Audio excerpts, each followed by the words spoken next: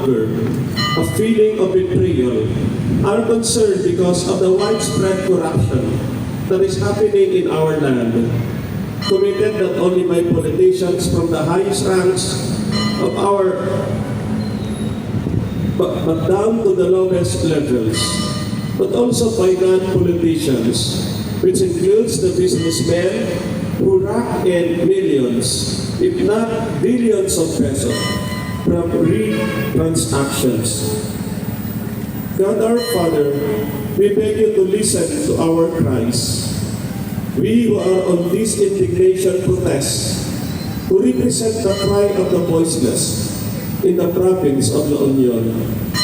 We ask you to awaken our leaders and businessmen who are involved in the corrupt practices. Let them realize the evil they are